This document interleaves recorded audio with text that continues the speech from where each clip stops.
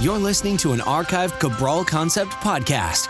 After listening to this show, check out the most up-to-date podcasts available at stephencabral.com/podcasts or search directly on iTunes.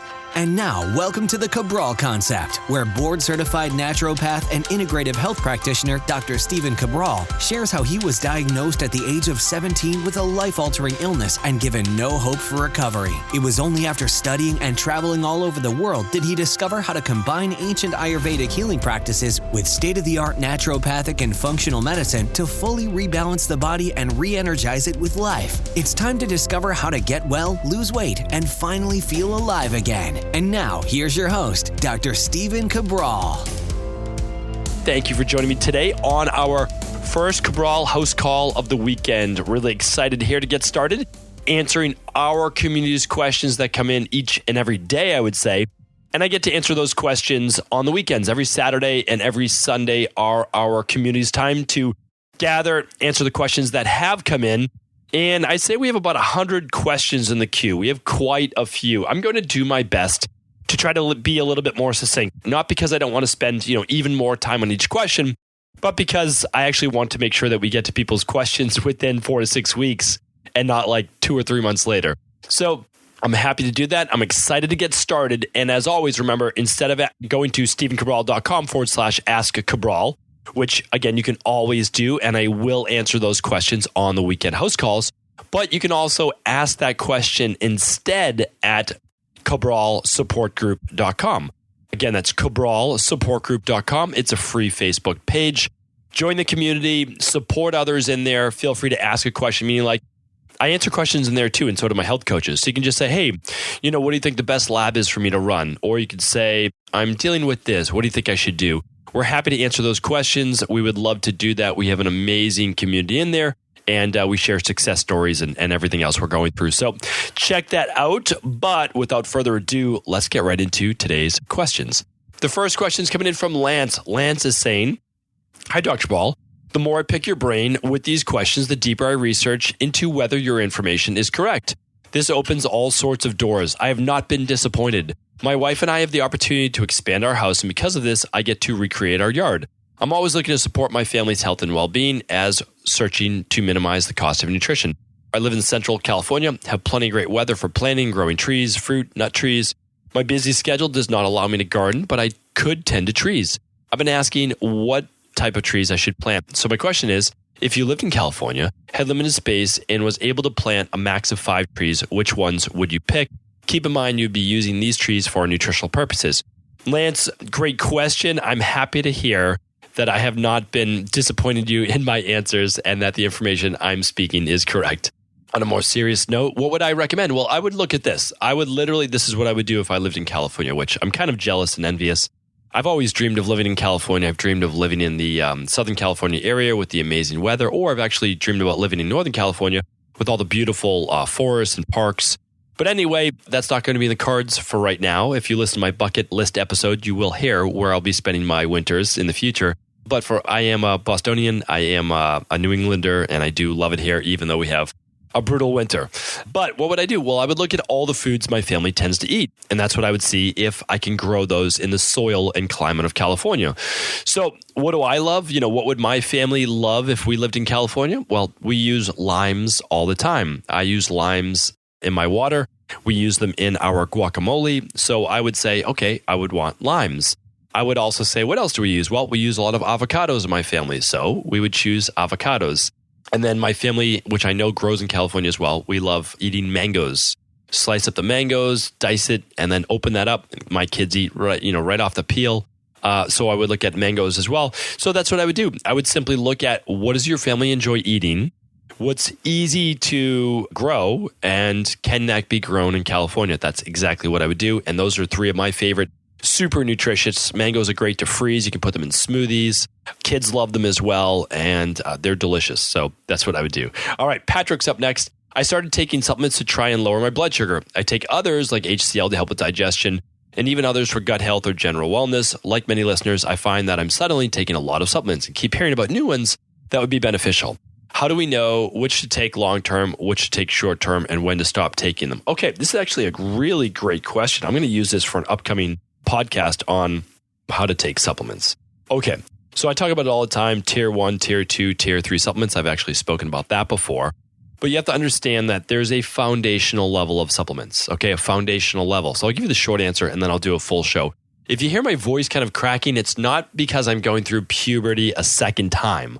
It is actually because I've been speaking way too much this week, and this is what happens to my very fragile vocal cords and throat. But it's all good. I'm going to make it through. So you might hear a little bit of squeaking here and there. All right, so foundational level is this. In essential, so basically your essentials, what would you take? Well, you'd use something like Dr. Cabral Daily Protocol, and then you would use your favorite brands. Obviously, I formulate Equilibrium Nutritions. So someone either uses the Daily Nutritional Support formula or the Daily Activated Multi. All right, that's the first one. You have to cover all of your minerals, all of your vitamins. If you use one of those, especially the Daily Nutritional Support, well, you're getting all your B vitamins, especially at a higher dose. You usually don't have to take a separate, but you can, especially for the short term. You get all your minerals, antioxidants, and 15 grams of vegan protein. So that's easy. That's pretty straightforward. Next up, you can use a superfood formula. Ours is the Daily Fruit and Vegetable Blend. It's 22 organic fruits and vegetables. It's also 6 grams essentially per serving. You can't beat it. We made it to be the best. It is the best. There's nothing that's a second best. I mean, that's the bottom line. You can compare. We always tell people, compare, check it out. 22 organic fruits and vegetables, no fillers, no inulin, no added stuff like that. Just really easy on the gut, really digestible, great product. And then number 3 would be something like our Daily Probiotic Support. So that's for overall gut health. That's the Dr. Cabral Daily Protocol. Now, what else can you use for ongoing support? Well, the Daily Omega-3, absolutely. I mean, your Omega-3 support, so that would be great. Again, you can lab test. You can do the Omega-3 lab test to see what your levels are and see if you need it with your diet. And if you don't need it with your diet, well, then you're all set. You don't need. I use the full spectrum vitamin C on a daily basis. It's 1 gram of vitamin C, and it comes from functional medicine sources as well as whole food sources. And then I personally use another 4 to 5 supplements on top of that. Okay, so that's what I'm using on a daily basis. Then I'm using 4 to 5 supplements on top of that. I'll get to those. Those are anti-aging and really great kind of mitochondrial-based products that I've been using for about 18 months. So, and then I'm always mixing things in. Like sometimes I'll be using a mushroom blend. I'll be using a reishi blend. I might use some cordyceps in there. And then I use that, and I don't need that forever. That's not going to be a forever supplement. And then I might use, all sorts of things, right? I mean, I might use, let's say, something as a natural anti-inflammatory, all right? So it binds things such as bromelain or maybe extra trypsin papain as kind of an anti-inflammatory. I'll also use something such as boswellia, and boswellia is a great one as well. Like if I'm ramping up my training, maybe I'll add in extra glutamine, like my healthy gut support. So essentially what I'm saying is that you want to take a foundational base level, and then all the others are add-ons based on your certain conditions. So what we do is we have a foundational level, and let's just say it's the Daily Nutritional Support and vitamin D, especially when you're not getting a tan. Okay. Then from there, you would say, well, what else does the person need based on their labs? And then we might look at the Active B complex. We might look at the alkalizing vitamin C at a higher dosage. We might look at the omega-3 support. We may use a digestive enzyme. We might do the Candida and bacterial overgrowth protocol. We could use digestive enzyme, if I didn't mention that, or betaine HCl or bile for a limited period of time. So those are things based on labs that when you restore your body within about 12 to 16 weeks that you may not need in the future, and that you can just use a foundational base level. So feel free to ask me specific ones at cabralsupportgroup.com, and I'd be happy to do that. But I just believe that once people get their digestion on track, they don't need betaine HCl for the rest of their life like you're taking right now. Same with blood sugar. 12 to 16 weeks, get your blood sugar back in check, and then you don't need the blood sugar support-based products. So that's my best answer for now. I will do a whole episode on that because that's actually a really good question. All right. Angela's up next. Hi, Dr. Cabral. First off, thank you for everything you do. Your advice and podcasts are priceless. My question is regarding my boyfriend's spine. In high school, he played competitive hockey, endured 5 concussions, and broke his neck, C4 vertebrae. 3 years ago, he was in a car accident, suffered whiplash and another concussion. The injuries have taken place over the last decade, and immediate treatment such as physio did not happen. Over the last month, he's changed his lifestyle, cut into alcohol, lifting weights again. Instantly started getting severe dizziness, inability to focus on eyesight, intense headaches, as well as nausea and loose stool. He's since been diagnosed with cervical vertigo, and he has started his sessions with a chiro next week.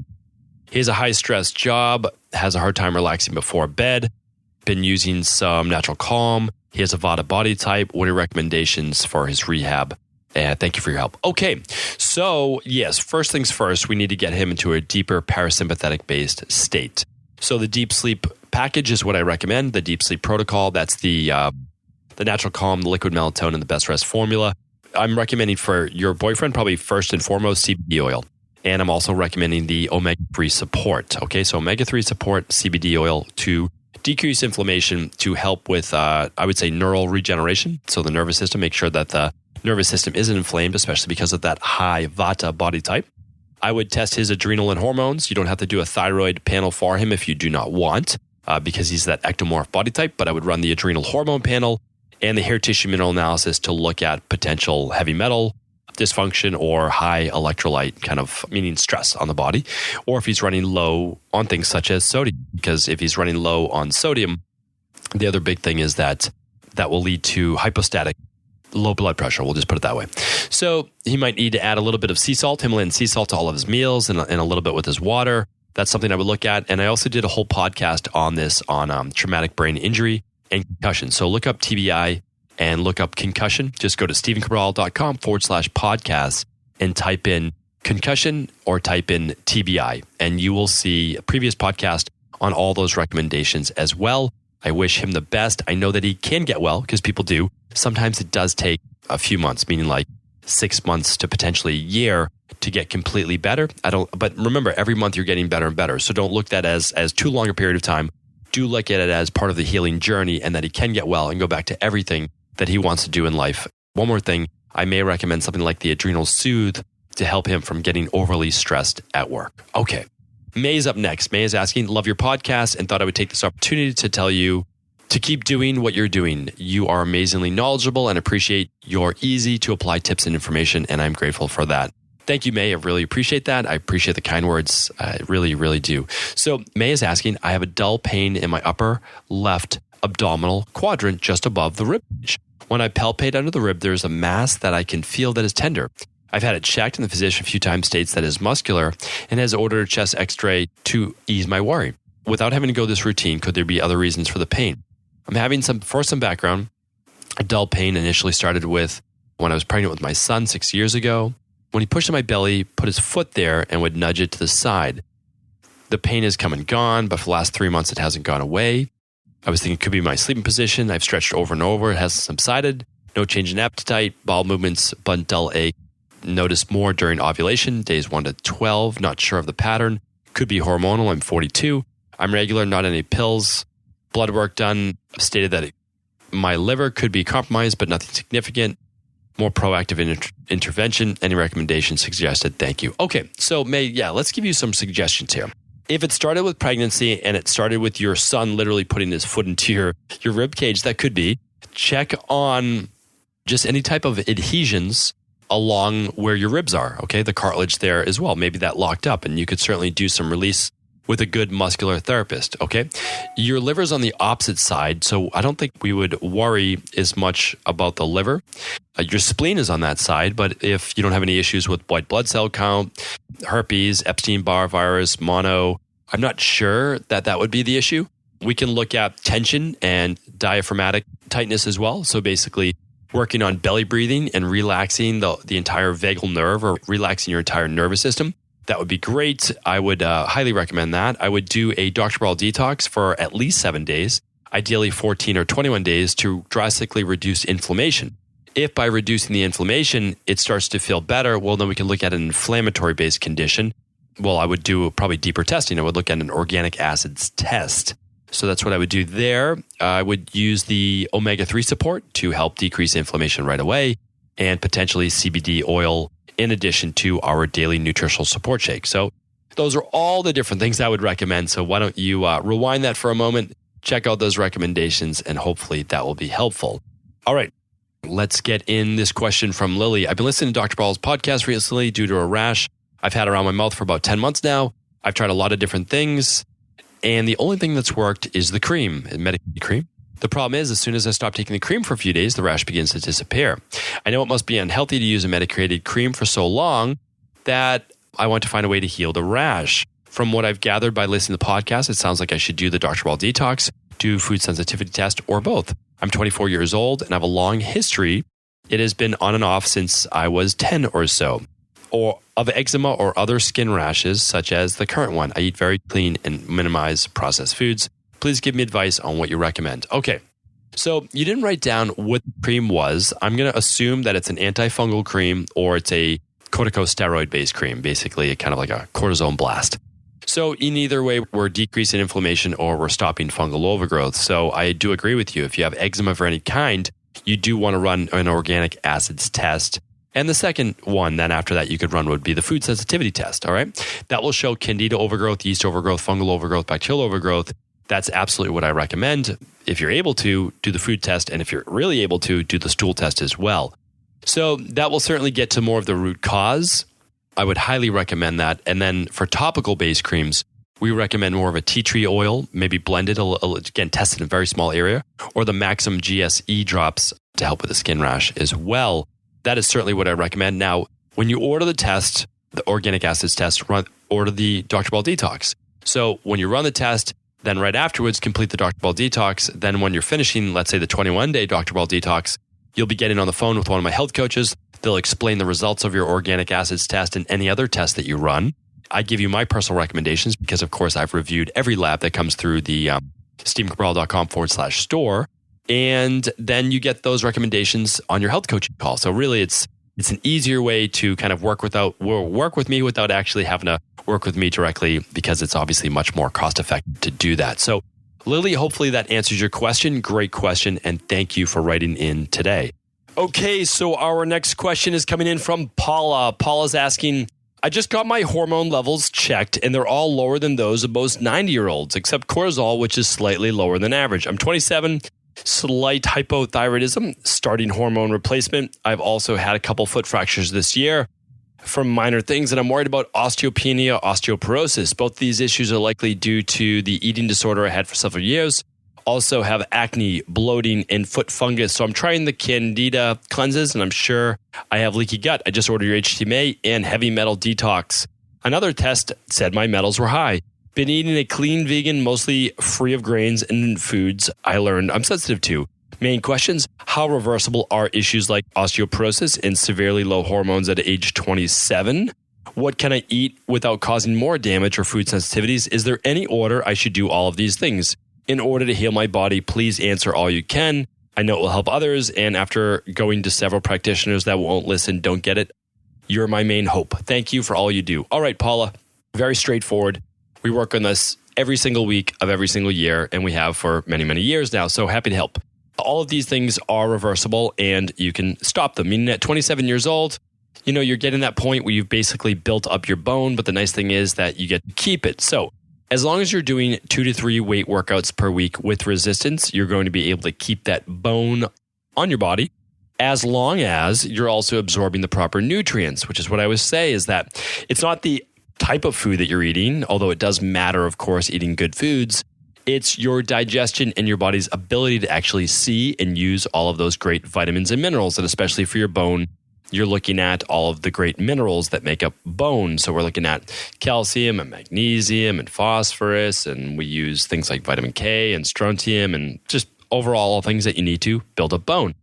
So I won't get into it today. There's these things called osteoblasts and how it actually can help to rebuild new bone. So that's what we're going to work on with you. All of your hormones, I can't recommend hormone replacement. I mean, there are so many doctors out there that call themselves integrated medical doctors and functional medicine doctors, and they just use hormone replacement.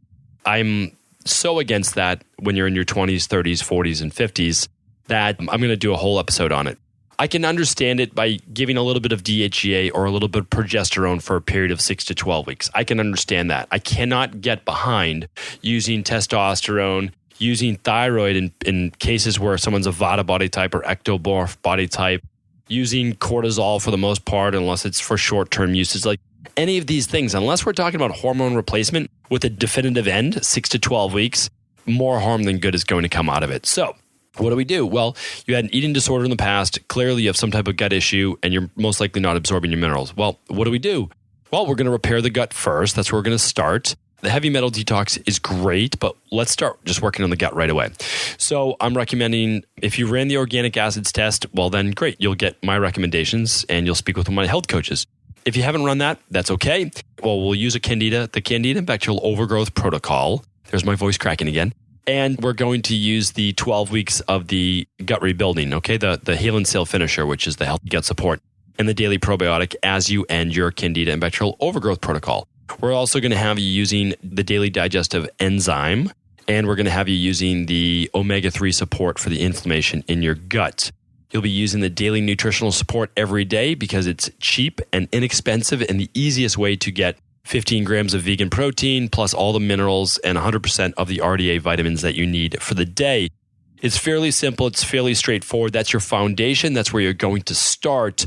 And then you'll be able to then build up from there. You can do your heavy metal detox after that, and you can do whatever else your lab tests say to do. So, Paula, there's no doubt that you can correct this. So have hope. I know you're going to be able to do it. There's no doubt about that. You're already on the right path. So stay positive and get healthy. All right. David's up next.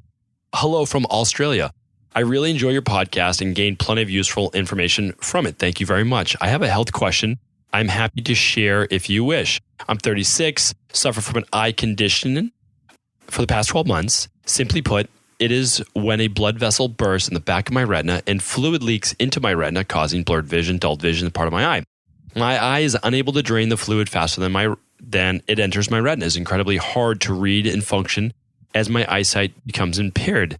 Each time I have an attack, I think I'm back to square one. I've had multiple attacks in both eyes.